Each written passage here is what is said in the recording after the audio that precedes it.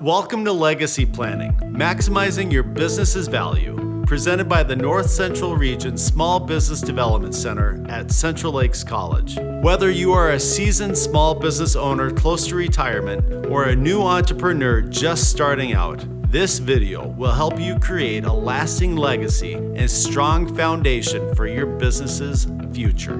Hi, I'm Mike Paulus, business consultant for the North Central Region Small Business Development Center and Executive Director for Cass County Economic Development Corporation. We're here today to talk about legacy planning. What is legacy planning?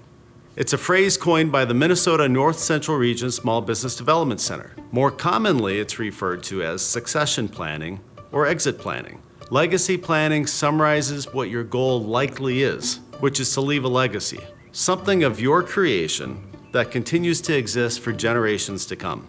Legacy planning is an extensive process, and many people become lost or confused and simply give up. We break the necessary tasks into 3 layers: ready, set, and action. You must complete the 3 layers in order, but you can choose the order of the tasks you complete in each layer. Let's take a look at each layer. The first layer is termed ready, and the tasks included in this layer are: register with your local SBDC for assistance. Get your personal affairs in order, including making a will. Create or update a business history. Get the business affairs and records in order. Invest your time in a strategy mapping session, like one offered by the SBDC. Let's dig deeper into just one of the tasks from the ready layer. Create or update a business history. Creating a business history gives the new business owner a peek into the past. Think of it as leaving the new owner a documentary of sorts. A business history needs only be a 2-page document. The first page is a who, what, when, where, and why. Information on who was originally involved in ownership and how ownership evolved. What products and services were originally offered and how they evolved.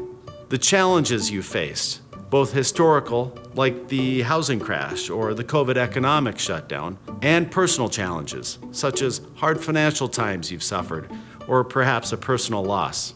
Where the original headquarters were. This is a chance for you to give future generations an honest look inside your original intentions of why you started the business in the first place. The second page of the business history should include your views for the future of the overall business industry in which you operated in. Your views for the direction of the company. A new service or market that could be tapped that you didn't have the time or energy to pursue. I also want you to write about what values and culture do you hope the business will maintain as it grows and perseveres without you. Your overall dream for the company. Feel free to get creative. For example, write a mission statement for your company 25 years from now. You might ask, why do the business history? Well, I can tell you there's a psychological benefit to you. It's part of the closure process. In the full workshop we offer, we discuss founder syndrome and how to avoid it. This business history document will be of interest to future employees and owners. Picture the document framed and hung in the future employee break room. The second layer is named set. Tasks included in this layer are: compile job, position, and role-specific handbook or instructions. Create a plan for each position and, in some cases, employee. Promote employees to replace retirements or open positions made by organizational changes. Consider your legacy options. Discuss possible legacy with potential successor to assess interest and determine their next steps and timeline. And finally, for this layer, determine your timeline. Let's dig deeper into just one of the tasks from the set layer. Consider your legacy options. Your first option is always liquidate. What this means is you sell everything at market value. This happens when the value of your business assets is more than or equal to the value of your business. You've heard of blue sky or business value. You might liquidate your company if business value is 0 and the value of assets are worth more or the same sold on their own. For example, think of a small resort that sells to a housing developer.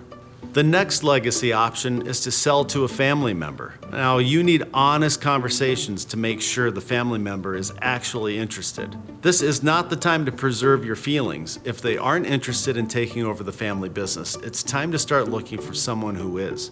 Also, do not assume that your child wants to take over the family business. Maybe they do, maybe they don't. Maybe they can, but maybe they can't. Another option is to sell to a current employee. Do you have a high-performing employee who shows strong management potential? They may never consider ownership unless you ask. Another option is to find a person interested in ownership to come aboard as an employee or a mentee. This allows you to introduce them to your culture and your employees and make sure that they're a good fit. You can assess their passion and work performance before transitioning the business to their ownership. Another option is to sell to an interested party. This might be someone like a vendor or supplier, a customer, a competitor, or a complementary business looking to expand services. And if none of these have expressed interest, but you think they'd be a good fit, go ahead and ask them. And lastly, sell on the open market. List the business with a broker and see what the interest is. The downside is you can't pick your successor. The upside is the business is exposed to a larger pool of potential buyers.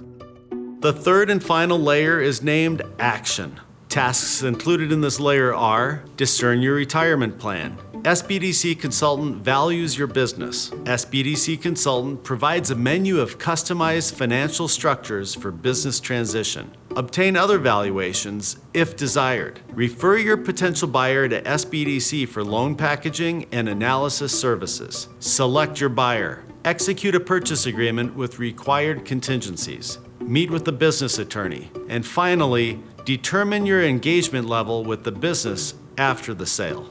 Let's dig deeper into just one of the tasks from the action layer. What will your plan be after retirement? Developing a plan for your retirement is just as critical as having a plan when you started your business. Here's what a retirement plan looks like. What are you going to do to fill your time and stay physically and mentally active? Is there anything else you want to accomplish professionally? Now may be the time to try your hand at something else. Do you foresee a sunset career? Maybe it's being a greeter at your local supermarket, or maybe it's starting a new business. And finally, will you volunteer? If so, where? Does your retirement plan include plentiful travel and recreation? If so, have you budgeted for it and completed financial projections? You need to meet with the CPA and financial advisor in advance of selling your business to determine your tax liability, what you're going to do with the money from the sale of your business, and how you can make that money last through retirement. How will your family dynamics change once you're no longer immersed in business ownership? Will you suddenly be spending much more time with your significant other? Have the conversations about what this will look like. Finally, create a list for how you will stay culturally and mentally engaged with your community. Now is the time to explore interests, not check out. We hope that legacy planning, maximizing your business's value, has left you with a better understanding of the necessary steps to ensuring your small business's future. If you'd like to continue your learning and meet with the North Central Small Business Development Center consultant, visit the website listed or call our regional director. Legacy Planning, Maximizing Your Business's Value is presented by the North Central Small Business Development Center at Central Lakes College. The North Central SBDC is funded in part through cooperative agreements with the U.S. Small Business Administration and the Minnesota Department of Employment and Economic Development.